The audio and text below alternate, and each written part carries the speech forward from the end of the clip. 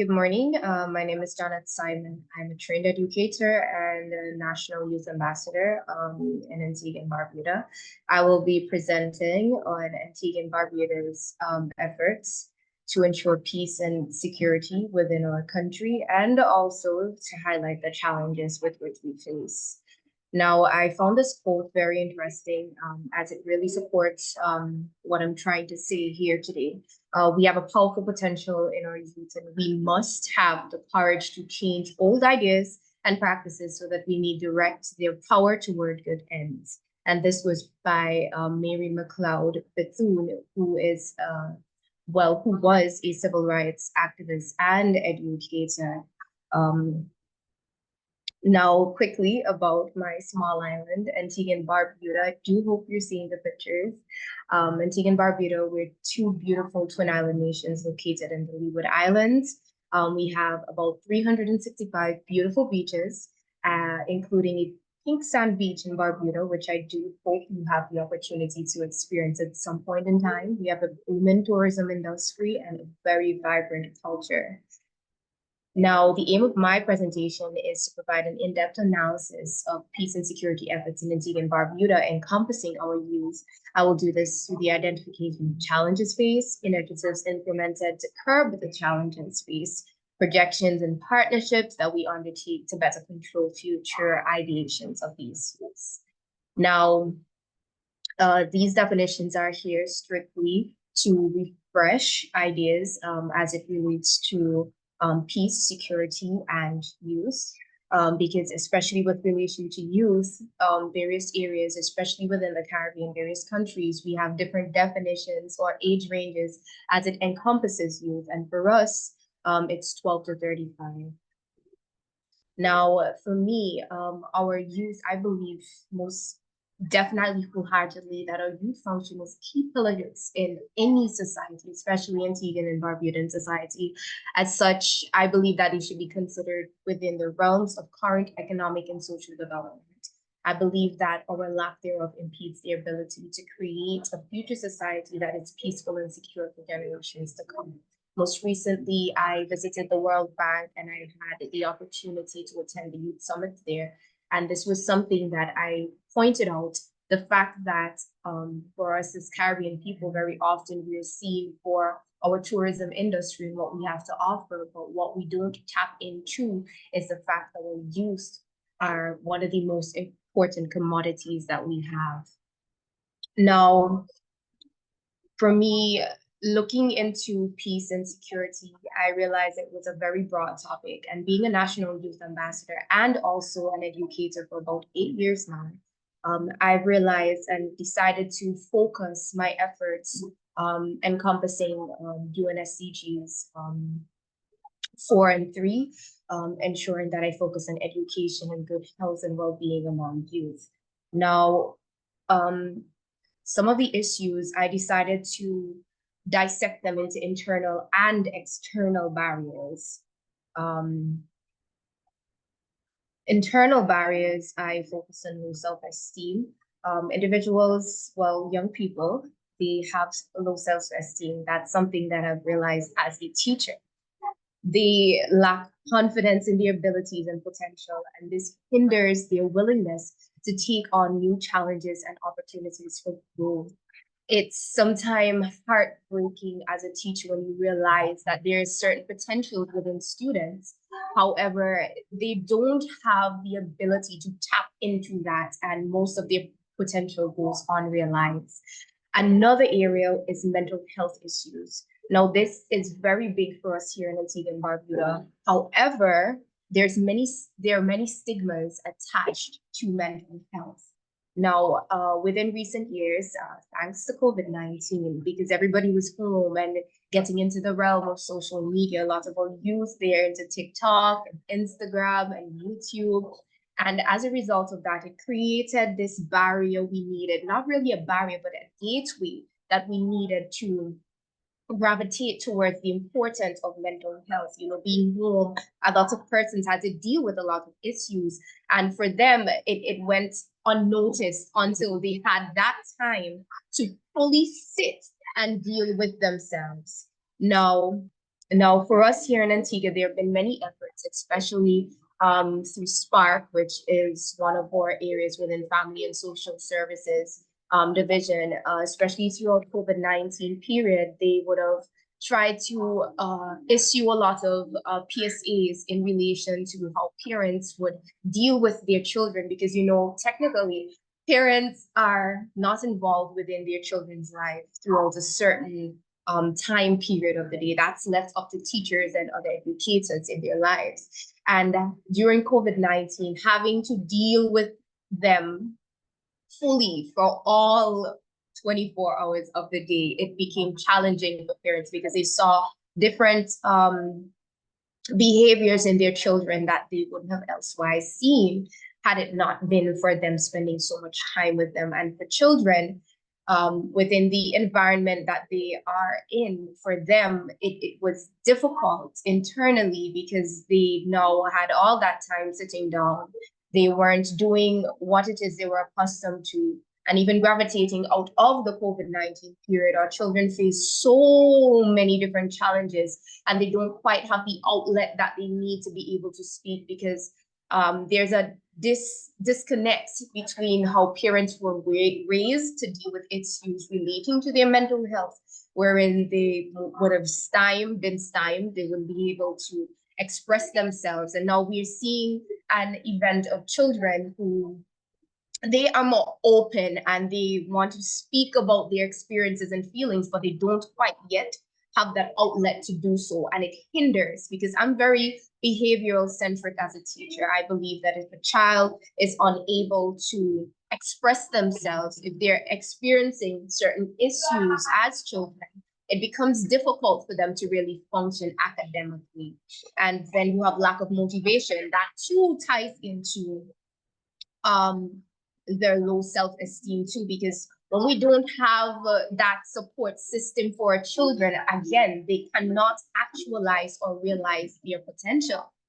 Then there's negative self-perception. We have to be really careful as to how we allow our children to see themselves. Our children are sponges. There's this nature versus nurture controversy that I've learned about in psychology as I've studied it. Persons try to understand if some things are inertly, they are given to children based on their family unit, based on their experiences, or whether or not it comes from them from birth, biologically. And for me, I believe that children are sponges, as I said, and they soak up a lot of the things within their home environments, a lot of the way our children react, a lot the way in which they speak, converse with each other. It has deep roots within their familial environments, because the family is the first essential unit of growth for children. So these are just some internal barriers that I believe our children face, because when there's conflict in these areas within them internally, when they haven't quite mastered these levels of growth and development, it creates internal conflict within them. And then it starts to spew out externally within their environments. Now, this brings me to an analysis of our public school system. Now, this is to note that we have both private and public education in Antigua and Barbuda. Within the public system in Antigua and Barbuda, there are approximately 29 public primary schools, 13 public secondary schools, and 2 main public tertiary institutions, which would be the Antigua State College and the UB, most recently, the University of the West Indies UB Five Islands campus. Now, privately, we have approximately 25 learning institutions spanning primary, secondary, and tertiary levels. They assist greatly in undertaking a major portion of our students who are enrolled in our education system, to alleviate in some aspects the existing burden and challenges that are encountered by the public school system. So the external barriers, sorry. Now, the external barriers for me are very weighty. because these are areas, yes, there is the internal barriers where very often they go unnoticed.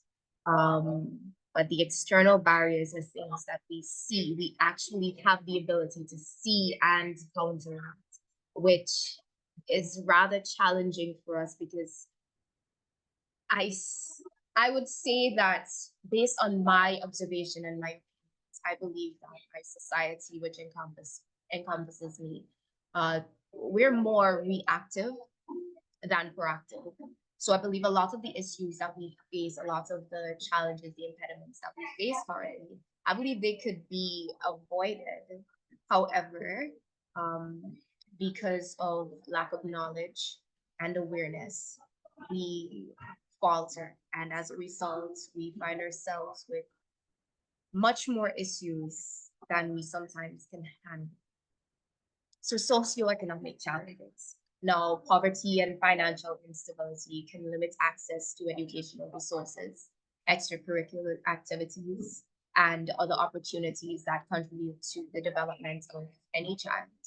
And access, for example, access to books. I'm a teacher within the public system, and these are things, simple resources and materials that um, students are unable to access because they experiences situations of poverty and so forth. So parents sometimes have to make the option between whether or not they're going to deal with the immediate needs of the children or they're going to deal with the other things that children require. So access to books and other integral learning materials, clothing and hygiene essentials are necessary, though sometimes um, persons, they don't correlate their importance to learning within the classroom environment. Sometimes I have to deal with children who may not have had textbooks since grade 2, and I'm a grade 4 teacher. Previously, I was a grade 6 teacher, a grade 5 teacher also, and I see children come up, and the only time that they have this issue sorted is when they're about to leave the primary school system to get to the secondary school system. And sometimes you cannot quite blame parents because they have so much to deal with, their living situations, their job working situations, especially coming out of COVID-19. That would have been a great hindrance on our progress within the education system. And then you have family dynamics, and this too lends to socioeconomic challenges, dysfunctional family environments, including lack of support, situations of abuse or neglect. They can create an unstable, they can create an unstable foundation for youth development. Our children face a multiplicity of challenges that stem from lack of support, supervision, and care in the home. We have organizations that assist in creating more safe, secure environments for them. However, this can become challenging. As I said earlier, I alluded to the fact or my opinion that we are reactive. So a lot of these issues, it's only sometimes when they get to a point where they're rather noticeable. That's when we sometimes act. And there are efforts, as I said, to try to curb these things. And I will mention, I do apologize for the background noise. We are trying to curb these issues, and I will mention it as I go forward. And one more thing I'd like to allude to in relation to family dynamics, the area which I teach in, some persons may agree that it's rather challenging because there's so many things that are happening within the familial unit that has gone throughout generations, and it's been passing down and passing down. And as a teacher, it's heartbreaking to see that you're trying to see what has come before, and they're children, you might not quite understand at that point. And you try to see how you can assist and mold and guide these children, but as soon as they leave your care, it's very hard. It is very hard to prevent this from reoccurring. Now, inadequate education system. Now, as a teacher, I can say that poorly resourced schools, lack of qualified teachers and insufficient support for students can prevent youth from receiving a quality education necessary for their growth. Our public system currently, though it is embracing various forms of improvement, it is strained, and we face issues such as overcrowding, um, lack of infrastructure, or the need to repair existing infrastructure, language barriers with ESL students, especially at the school I teach. We have many ESL students, predominantly Spanish students, and that's something that our education system is battling at this point. We are trying to find ways in which we can allow them to feel welcomed, allow them to be able to smoothly progress into our education system as they are migrating from where they were to now into such a new environment for them. Another integral area that we have issues with will be staffing for subjects, key subjects, and also financing to support what it is that we are doing. Now, final area here for me would be social and cultural pressures. Now, societal expectations, discrimination, and cultural norms can restrict the opportunities available to young people and reshape their aspirations and self-concept in limiting ways. Here, again, in the area I teach, this lends true, especially with relations to the cultural norms of this community. Though there has been major improvement, we as teachers, we struggle. We struggle a lot to prevent students from falling into the negative norms of their community. Honestly, it really, it, it's challenging for us. We try our best to curb this eventuality, but it happens, it happens. And I believe that addressing these barriers requires a multifaceted approach that involves personal development strategies, mental health support, family and community involvement, and systematic changes to educational and social systems. By addressing these barriers through targeted interventions and collaborative efforts, we can create an environment that supports and nurtures growth and development for all young people. Now, initiatives to curb the challenges. Now, skills development is important, and we put a lot of time and effort into doing so. So providing opportunities for young people to develop skills and discover their strengths through various extracurricular activities, hobbies, and mentoring programs. Now, in this regard, our education system finds ways to incorporate skills building activities for our young people, opportunities which allow them to open their mind and broaden their horizon. So this is something that we do integrate in our educational system. However, I do think we can do a bit more with that. Mental health support. And now in this area, we provide counseling services at most of our institutions. Unfortunately, not all, but this is something they're working towards. Now, they're trying to ensure that learning institutions are staffed with counselors and requisite mental health professionals. Now, other than through the educational system, we have persons who come into the system. We have mental health experts and so forth. They try their best to liaise with teachers, liaise with educators, to shed light on the myriad of mental health issues that will be or is affecting our young people in the system. There's also mentorship programs where we pair youth with mentors who can inspire and guide them. Now, for me, I do that. I go out as a national youth ambassador, and the other national youth ambassadors, they too both within various learning institutions, and they try their best to see how they can impact and inspire these young persons, showing them that there's so many more avenues to the ones that they're culturally accustomed to. And that's something that we're working to ensure happens. Financial, alleviating socioeconomic challenges, In doing so, they can offer financial assistance programs, which are offered scholarships. We have the Prime Minister's scholarships. We have the Board of Education scholarships. We also have the Louis H. Lockhart Scholarship, which is offered through, I think, the Antigua Commercial Bank. Either the Antigua Commercial Bank or the First Caribbean Bank.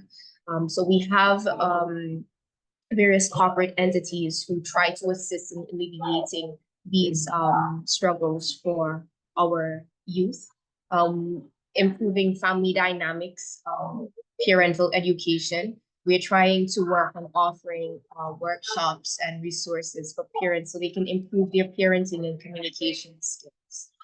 Family counseling that is provided through I think the Ministry of Family and Social Services Division in relation to enhancing our educational system.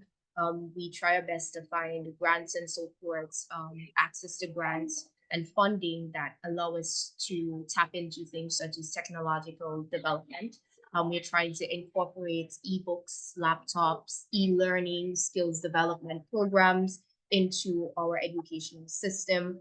We have the teacher training initiative, where with partnership with the University of the West Indies Cave Hill campus, our teachers go through a JBTE program yearly, well, every 2 years, to ensure that they're equipped with necessary skills for the classroom environment.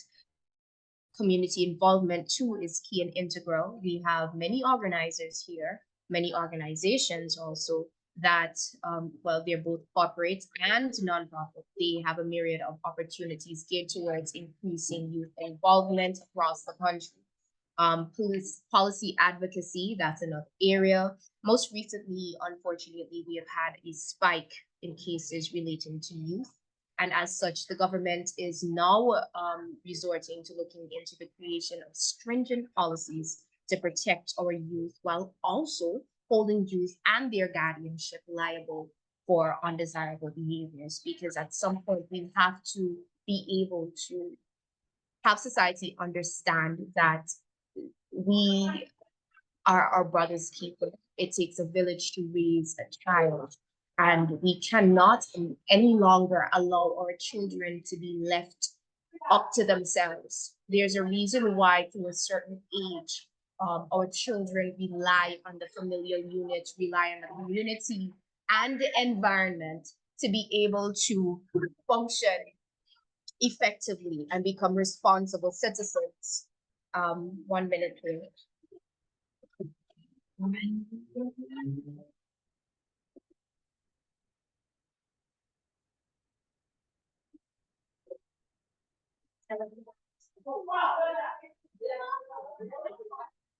Sorry about that. Now, so we've been working towards ensuring that we have stringent policies to protect our youth. And finally, youth empowerment. There are many avenues that are available to include National Youth Ambassador Corps, which I'm a part of, and the National Youth Volunteer Corps. There's also the National Youth Awards, where we recognize the stellar contributions of our youth and encourage them to continue being model citizens.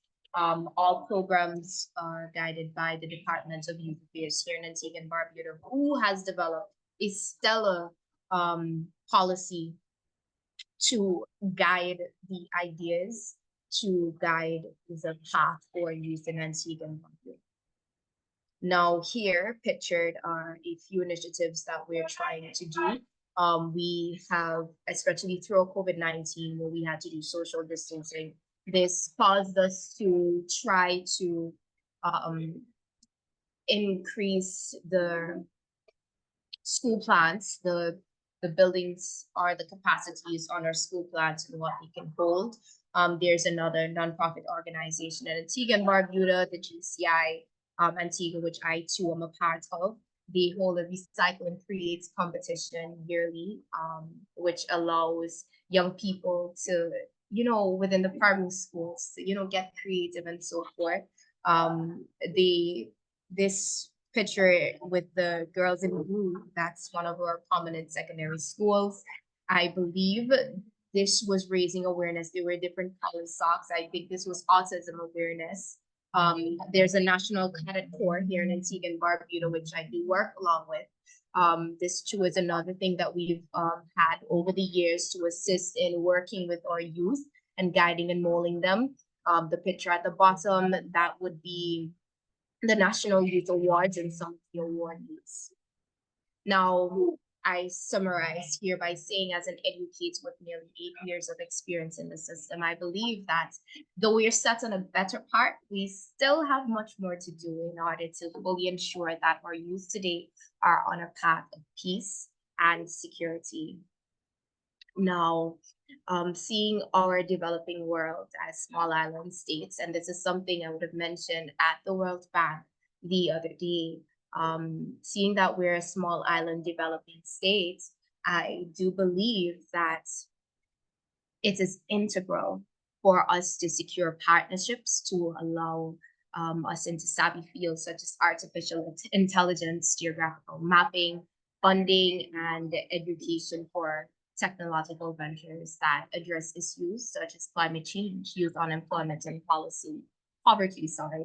Now, as a national youth ambassador, alongside with my fellow ambassadors, we, guided by the National Youth Policy, as I mentioned before, we aim to continuously advocate for our counterparts to ensure that their voices are being heard and their needs are being met, especially in the path of protection, safety, and security of our youth. Thank you for the opportunity to be able to do this presentation. I do appreciate it and look forward to any questions that may arise as a result of this presentation. I am open and willing to answer. Thank you very much.